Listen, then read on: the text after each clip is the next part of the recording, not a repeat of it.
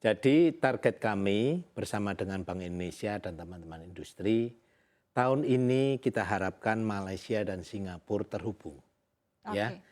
dengan demikian at least 3 negara ASEAN sudah terhubung, sehingga turis mancanegara khususnya dari keempat negara ini bisa saling bertransaksi dengan menggunakan QR. Ya, Oke. nah plan kami memang kita akan tetap expand di ASEAN, namun ada beberapa negara-negara yang kami dengar seperti dari China, dari Jepang, India, dan Korea berminat. Mhm. Berminat artinya mengkoneksikan ekosistem QR mereka dengan QR berada di Indonesia. Dengan harapannya kalau nanti mobilitas daripada tourism ke beberapa negara ini bisa saling connect. Oke. Sehingga dan yang sangat penting adalah tetap menggunakan local currency settlement.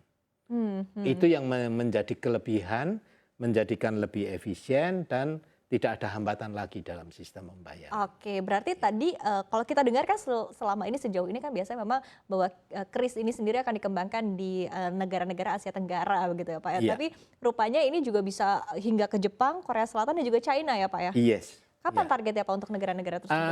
Tentunya akan terus-menerus dieksplor. Saya dengar seperti dengan Jepang juga sudah ada MOU antara Bank Indonesia dengan pemerintah Jepang, Central Bank-nya atau Kementerian Perdagangannya, ya. Dengan China sedang di-arrange diskusinya, dengan Korea juga G2G model ya antara Central Bank. Jadi kami sebetulnya cukup optimis ya bahwa eksplorasi ini akan terus-menerus berjalan.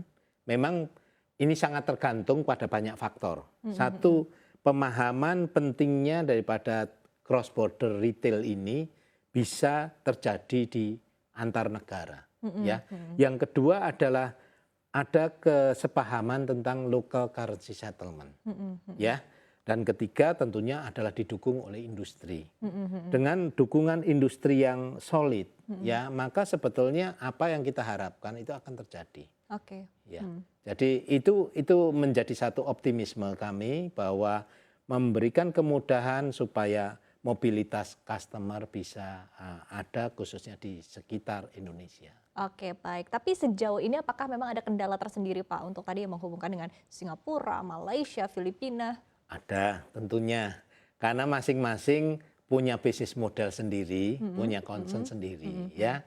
Kalau dari sisi teknologi relatif mudah sebetulnya, Iya. karena teknologi kan bisa dikoneksikan. Mhm mhm. Tapi bagaimana memberikan peran masing-masing, masing-masing memiliki bisnis model sendiri dan profitability model sendiri. Mhm. Ya, jadi ini menjadi tarik ulur ya, di mana kita harapkan tidak memberikan beban yang terlalu besar Iya. kepada baik kepada merchant maupun juga kepada end customer, pengguna.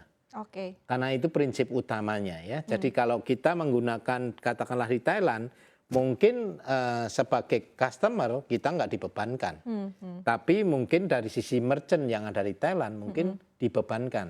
Iya. Tapi untuk provider dari acquiring mereka ataupun Mhm mhm. solusi pembayaran mereka gitu. Oke, tadi kalau kata Anda Pak Santoso begitu bahwa secara teknologi sebetulnya mudah ya Pak Mudah. ya, tapi tadi seperti apa menyamakan visi antara kedua negara Yes. ini ya karena hubungannya langsung Ya. tadi ya dengan regulasi begitu masing-masing negara. Apakah memang sebetulnya sejauh ini ya Pak mungkin pembahasan untuk Singapura, Malaysia, Filipina ini ada berbenturan regulasi begitu yang perlu disamakan Ya, Pak? regulasi relatif kalau saya mendengar dari teman-teman BI, komunikasi berjalan dengan lancar. Mhm. Permasalahannya ada pemain.